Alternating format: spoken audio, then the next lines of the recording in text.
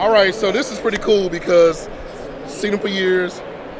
His daughter Abby comes to the team with us as well in Texas, and I finally make this happen. So before we get started, I got to ask you, just growing up, who were some of your favorite baseball players? So when I was a kid, I'm from Atlanta, and I grew up Horner, Chambliss, and Murphy. So that was Bob Horner, Chris Chambliss, and Dale Murphy. Those were little kid, big heroes of mine. And then I think growing up in high school and college was Dwight Gooden. I wore number 16 one summer, because everybody wanted to be like Doc. Because that's my time. Yeah.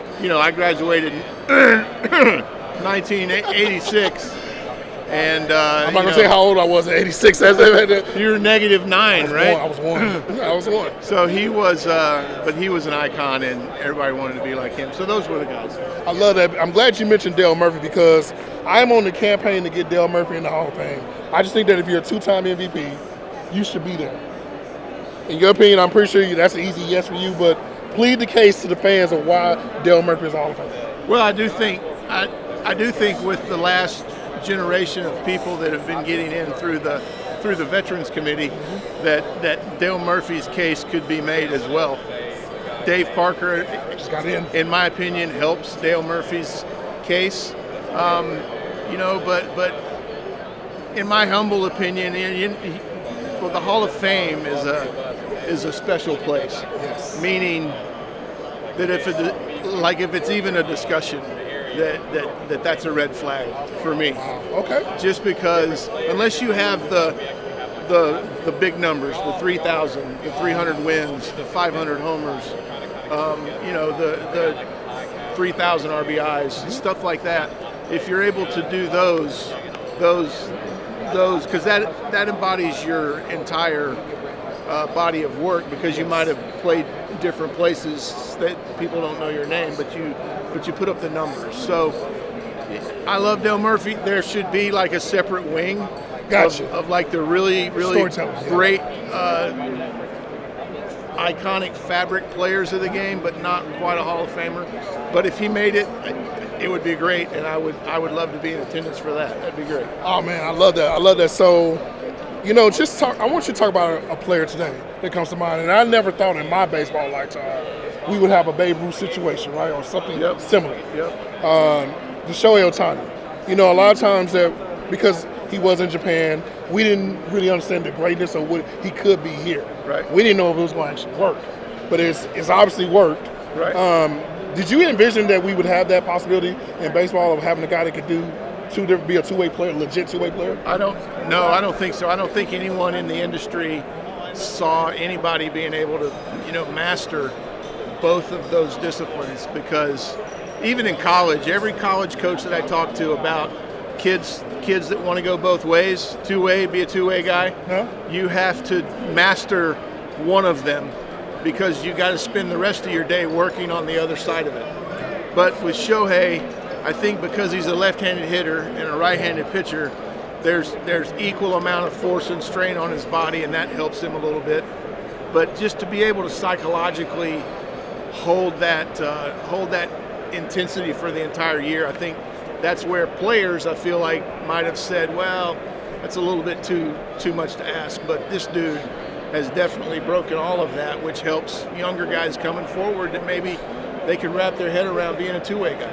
I know that, back when you were playing baseball, there was a grind to get to the major leagues, right? You don't know how long you're going to be in the minors. There was a rare occasion one guy could get called up really fast and be there immediately, like the Ken Griffey's or those types. Yes. But now we're getting a thing now where we're seeing these guys just immediately the day they get drafted, they could be in the majors probably that same season. That's right. The Angels had one, which is the first baseman. He was actually one of those guys. But Paul Skeens.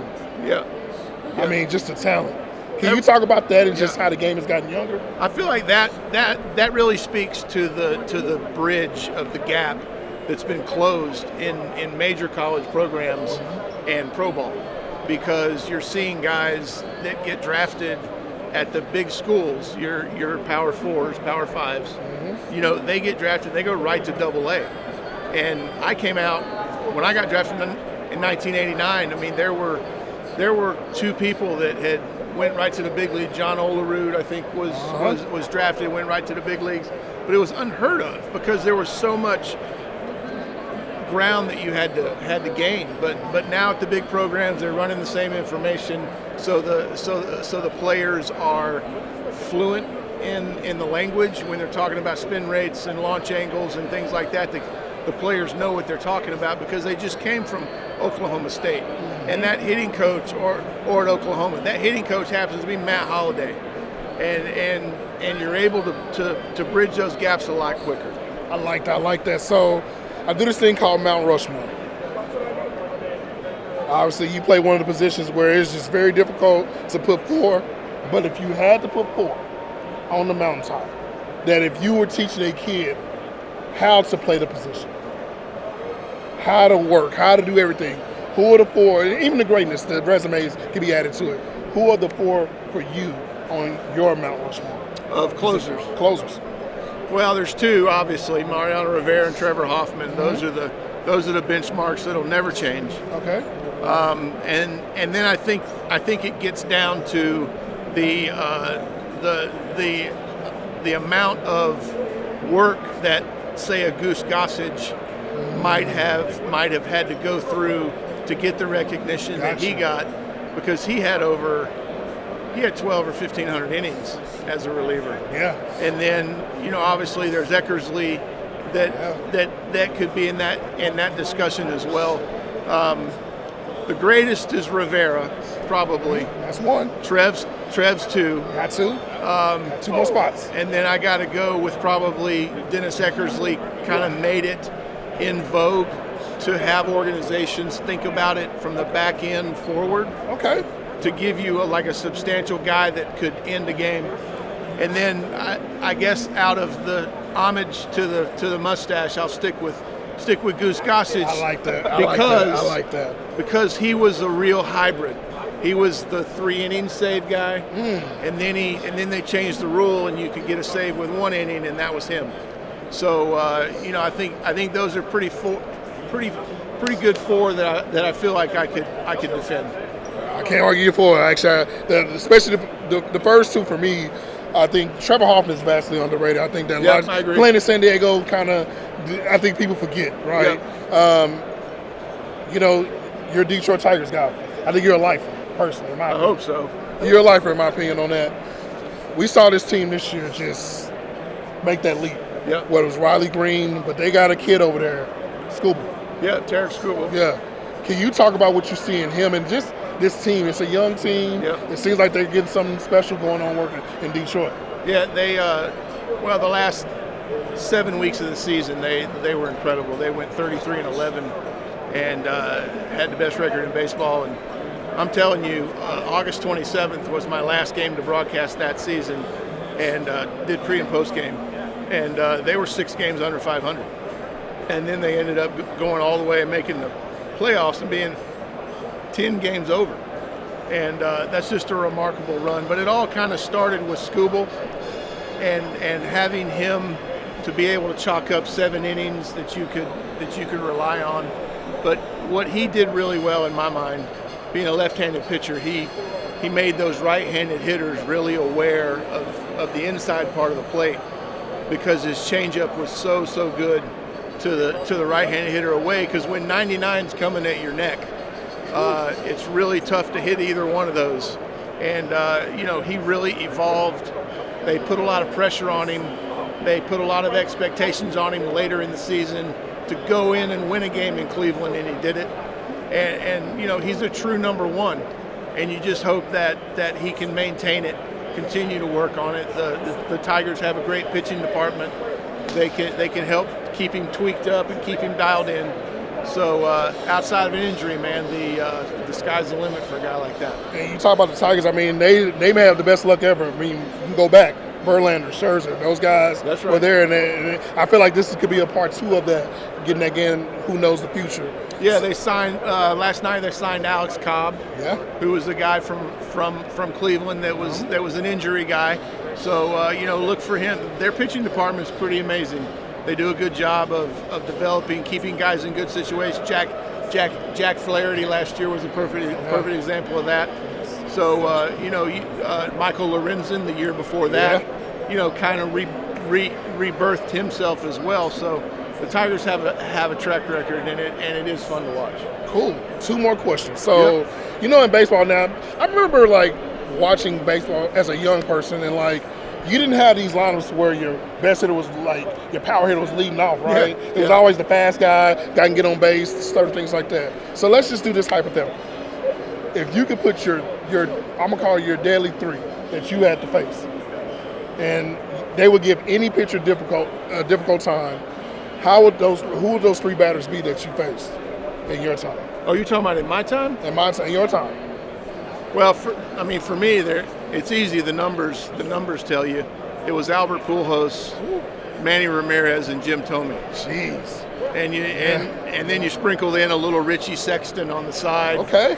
And Chipper Jones had a great batting average off of me, but those 3 really stand aside with Pujols, Thome, and Manny Ramirez.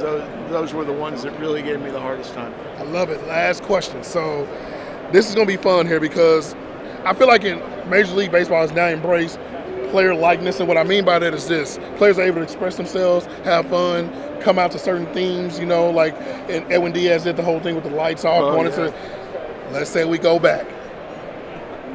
You're coming. Me? Yep. Oh. You can pick any artist, dead or alive. The song is named after you.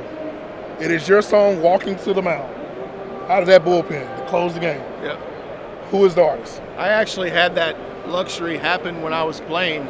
There's a Christian band called Mercy Me. Okay. They did a song called "Last One Standing." Okay. And it's a double meaning. And he told me that it wasn't about me, but I sure didn't tell anybody else that. Mm-hmm. But he wrote that song. Jesus is the last one standing, and he's a very important part of my life. And I was able to play that song coming into the ballpark and got my teammates. So I was like, "Hey man, that's a great beat. I like that song. What is that?" I was like, "Well, let me tell you, stuff like that." So, but there's a lot of cool entries. The one in New York with Edwin Diaz with the trumpet, and then Clase's got a pretty good one in Cleveland. Yes. And but the all-timer for me was Trevor in San Diego with Hell's Bells. So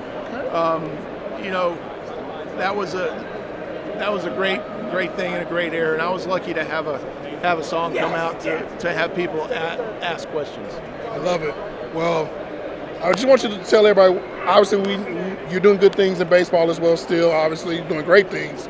Can you tell everybody where to find you? Because I think that it's most important that you live in the baseball life. You tell the story. You have the great stories. Former player, everything involved. Can you tell everybody?